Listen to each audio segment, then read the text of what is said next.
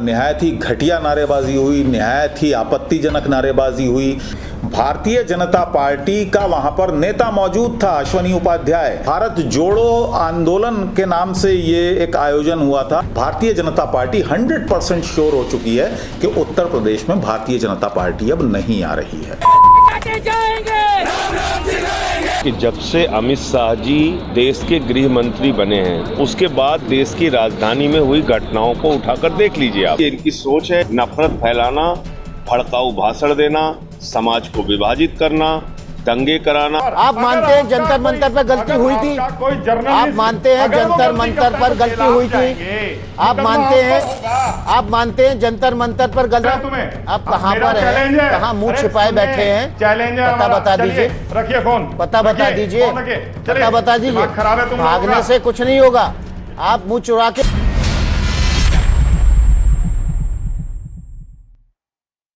तो दिल्ली में एक बहुत बड़ी घटना हुई, जैसा कि जिसका मैं जिक्र कर रहा था। निहायत ही घटिया नारेबाजी हुई, निहायत ही आपत्तिजनक नारेबाजी हुई। भारतीय जनता पार्टी के जलसे में हुई।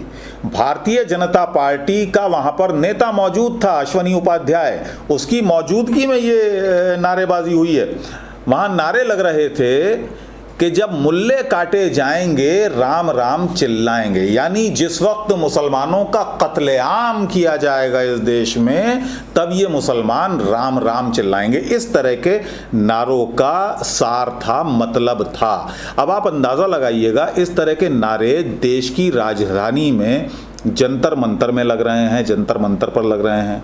भारतीय जनता पार्टी, जो दुनिया की सबसे बड़ी राजनीतिक पार्टी होने का दावा करती है, बहुत ही सभ्य राजनीतिक पार्टी होने का दावा करती है, बहुत ही डिसिप्लिन्ड और बहुत अनुशासन में रहने वाली पार्टी होने का दावा करती है, उसके कार्यकर्ता और उसके नेता इस तरह के नारे लगा रहे हैं। यानी पहले भी, हालांकि ये नारे कोई भारतीय जनता पार्टी के नेताओं के लिए ये नारे नए नहीं हैं, ये नारे पहले भी लगते रहे हैं। आपको याद होगा, देश के गद्दारों को गोली मारो सालों को, इस तरह के नारे पहले भी लगाए गए हैं।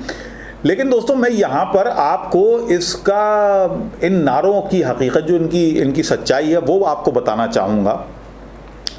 दरअसल ये नारे क्यों लगते हैं, इसका एक अपना समाजशास्त्र भी है और इसका एक अपना राजनीति शास्त्र भी है। समाजशास्त्र ये है कि भारतीय जनता पार्टी के नेता हमेशा जो बहुसंख्यक वर्ग इस देश में रहता है, मुसलमानों के प्रति उनमें एक डर पैदा करते हैं, लगातार उनको डरा कर रखते हैं। आपने देखा होगा प्रवेश साहिब सिंह वर्मा का दिल्ली चुनाव के दौरान जिस तरह का उन्होंने बेहद घटिया बयान दिया था। उस शख्स ने, उसने कहा था कि अगर भारतीय जनता पार्टी की सरकार नहीं आती है तो ये जो लोग शाहीन बाग में बैठे हैं, यानी मुसलमान लोग, ये हमारे घरों से हमारी बहन बेटियां ले जाएंगे, ज़बरदस्ती ले जाएंगे। इस तरह का घटिया बयान उसने दिया था। तो ये समाजशास्त्र इसका ये है कि दरअसल बहुसंख्यक वर्ग के दिल में मुसलमानों का खौफ बैठाओ, ताकि वो डर के वजह से इस तरह की भावनाएं उनके अंदर पनपें। इसका जो राजनीति शास्त्र है वो ये है कि उत्तर प्रदेश में चुनाव होने हैं। उत्तर प्रदेश में भारतीय जनता पार्टी को अब ये लगने लगा है, लगने क्या लगा है, भारतीय जनता पार्टी 100% श्योर हो चुकी है कि उत्तर प्रदेश में भारतीय जनता पार्टी अब नहीं आ रही है। तो सपने जो हैं उन पर पानी फिरने वाला है। योगी आदित्यनाथ सपना देखे बैठे हैं कि शायद वो दोबारा से मुख्यमंत्री बन जाएंगे, लेकिन उत्तर प्रदेश की जनता अब धूल चटाने वाली है भारतीय जनता पार्टी को उत्तर प्रदेश के चुनाव में। इस बात का एहसास भारतीय जनता पार्टी और उसके नेताओं को हो चुका है। लिहाजा भारतीय जनता पार्टी के पास अब कोई जादू की छड़ी तो है नहीं। भारतीय जनता पार्टी के पास ले देकर यही मुद्दे हैं, राम मंदिर, हिंदू मुस्लिम, राष्ट्रवाद भी उनका जो है वो बहुत ही बदबूदार राष्ट्रवाद है। जो भारतीय जनता पार्टी जो परिभाषा देती है राष्ट्रवाद की, जो दूसरों से नफरत करना सिखाए, वो राष्ट्रवाद नहीं है। वो राष्ट्रवाद की उनकी परिभाषा अलग है, वो जाने, उनके नेता जाने, उनके कार्यकर्ता जाने, लेकिन वो अपना राष्ट्रवाद लोगों पे थोपना चाहते हैं। तो ये राष्ट्रवाद की उनकी अपनी परिभाषा है कि राष्ट्रवाद, हिंदू मुस्लिम, राम मंदिर, वंदे मातरम, इस तरह के मुद्दे अब वो उछालेंगे। तो उसी की कड़ी में दिल्ली में जो कुछ हुआ है, क्योंकि दिल्ली सबसे करीब यहाँ का इम्पैक्ट पड़ता है उत्तर प्रदेश पर, ख़ासतौर से पश्चिमी उत्तर प्रदेश पर तो पड़ता ही है, तो यहाँ का इम्पैक्ट वो डालने की कोशिश करेंगे पश्चिमी उत्तर प्रदेश पर। किसान उनके खिलाफ हैं, जो जाट लैंड है पूरा उत्तर प्रदेश का वो उनके खिलाफ है।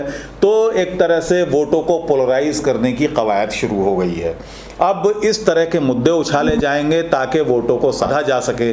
लोग महंगाई का मुद्दा भूल जाएं, रोज़गार का मुद्दा भूल जाएं, या और जो मुद्दे हैं जो विकास से जुड़े मुद्दे हैं वो भूल जाएं।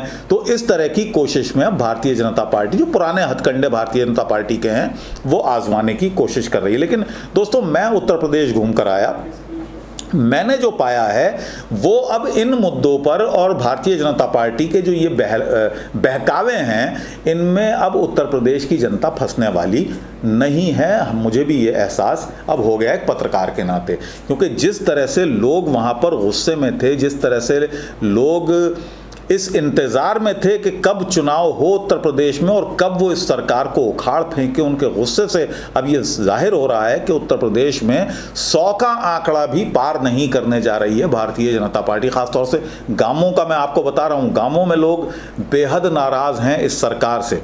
तो ये हाल है। तो अब भारतीय जनता पार्टी के पास सिर्फ सहारा है राम का, धर्म का और इस तरह के नफरती एजेंडे का। उसी को भारतीय जनता पार्टी के नेता इसी कोशिश में हैं कि किसी तरह से इस मुद्दे को एक बार फिर गरमाया जाए और उत्तर प्रदेश में किसी तरह से सत्ता हासिल की जाए, जो अब दूर की कौड़ी है भारतीय जनता पार्टी के लिए। फिलहाल मुझे इजाज़त दीजिए।